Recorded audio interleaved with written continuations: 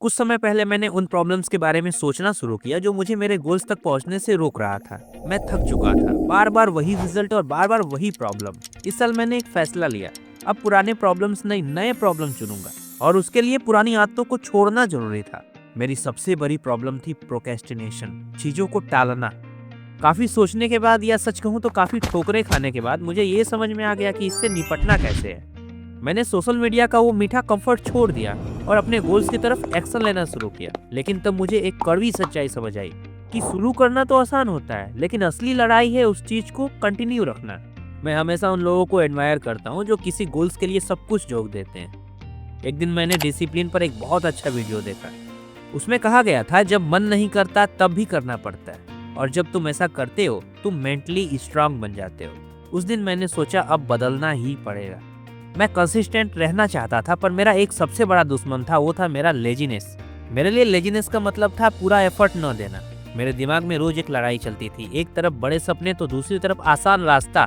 अक्सर ऐसा होता है, गोल्स बनाया, प्लान लिखा, शुरुआत किया, और फिर सब रुक गया।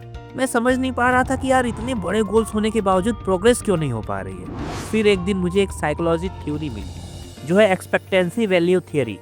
इस थियरी के मुताबिक मोटिवेशन दो चीजों पर डिपेंड करता है। पहली, रिवॉर्ड कितना बड़ा है।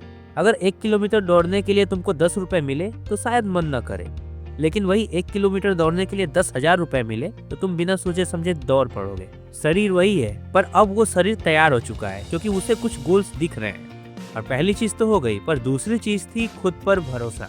अगर तुम्हें लगता ही नहीं कि तुम उतना दौड़ पाओगे, तो चाहे 1 लाख भी रुपए मिले ना, तो वो तुम्हें मोटिवेट नहीं कर पाएगा, क्योंकि दिमाग उस समय कहता है कि क्यों कोशिश करे जब होना ही नहीं है। यही मुझे सच्चाई दिखी, मेरी मोटिवेशन कम थी क्योंकि मुझे खुद पर भरोसा नहीं था। और उसका रीजन भी था, मैं पहले कई बार फेल हो चुका था, इतनी बार की सक्सेस पर से विश्वास उठ चुका था। 5 सालों में लगभग कोई प्रोग्रेस नहीं, इसलिए एक्सपेक्टेशन भी लो थी और मोटिवेशन भी। लेकिन फिर मुझे एहसास हुआ कि मैं गलत नजरिए से देख रहा था। पहले मैं मिस्टेक्स को प्रूफ मानता था कि ये काम नहीं करेगा। अब मैं समझता हूँ सही करने का एक तरीका है पहले गलत करना। एक जमाने में एक आदमी ने हजारों बार फेल होने के बाद लाइट बल्ब बनाया। जब उसकी टीम ने कहा कि हमने कुछ डिस्कवर नहीं किया, तब उसने जवाब दिया कि हमने हजारों तरीके डिस्कवर किए हैं जो काम नहीं करते। और वही फेलियर्स उसे सक्सेस तक ले गया। और यहाँ मैं तीसरी कोशिश में ही हार मान लेता था। तब मेरे दिमाग में एक सवाल गूंजा कि मैं फेल नहीं हो रहा था, बस मैं जल्दी क्विट कर दे रहा था। उस दिन के बाद सब कुछ बदल गया। इस चैनल का पहला वीडियो बनाने में 4 महीने लग गए। और यही नहीं, मैंने बहुत सारे चैनल्स बनाए।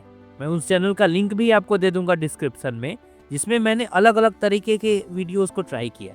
ये नहीं कि चीजें चल नहीं रही थी, सारा कुछ अच्छे से चल रहा था, बट मैं क्विट कर देता था। पहले जो मैं कुछ समय काम करने के बाद टूट जाता था, अब मैं समझता हूँ कि ये गेम का हिस्सा है। It's a part of game. अगर तुम सीख रहे हो तो कोई फेलियर बेकार नहीं है। लेकिन एक बात जरूरी है, एक ही गलती बार बार दोहराना प्रोग्रेस नहीं है। अब हर बैड रिजल्ट के बाद मैं रुकता हूँ, सोचता हूँ कि गलती क्यों हुई, क्या अलग कर सकता हूँ। अब मैं परफेक्शन नहीं, प्रोग्रेस ढूंढता हूँ। रिजल्ट परफेक्ट नहीं था, कोई बात नहीं, बस एक सवाल, क्या इस बार थोड़ा बेहतर हुआ? अगर हाँ, तो मैं सही रास्ते पर हूँ।